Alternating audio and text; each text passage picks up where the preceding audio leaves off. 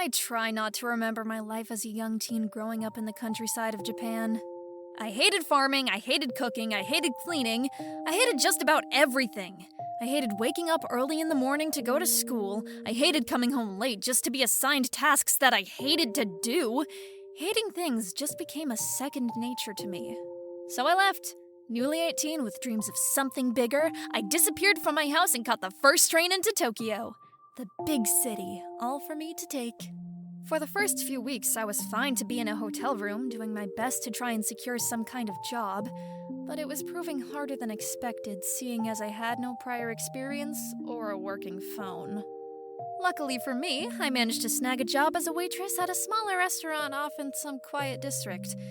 It was fine at first, I was excited to learn and grateful to have some income, but as the months passed, I found myself growing bored. It was just like it had been back then.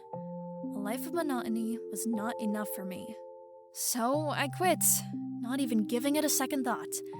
But this would prove to be my undoing because the hotel was done acting as an apartment for me. I was booted out with almost no money saved because I had blown it all on stupid things. Where could I go? The reality was setting in at an alarming rate for me, but if there was one thing I knew, it's that I wasn't gonna go home. That would be giving up, and I wasn't a quitter. So I used the last of my savings to snag a little room at some internet cafe, taking advantage of the free snacks and water, while I spent every waking hour applying for every possible job. Just when things were looking down, I finally got an interview back. It was another minimum wage job, but at least it was something sort of interesting. A movie theater could be fun, and even I knew I was in no position to be picky. I put on the best outfit I had, applying some quick black dye to my hair to cover up the pink I'd foolishly gotten done, and set off. The sun was shining and things were finally looking up for me. But as I stepped into the subway car, I found it alarmingly empty for a weekday morning.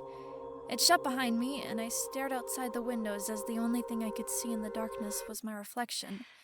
It was deep underground, and for some reason, none of the lights were turned on yet. I moved to take a seat, dozing off as I fantasized about where life would take me next. But when the subway reached its next stop, the car was empty.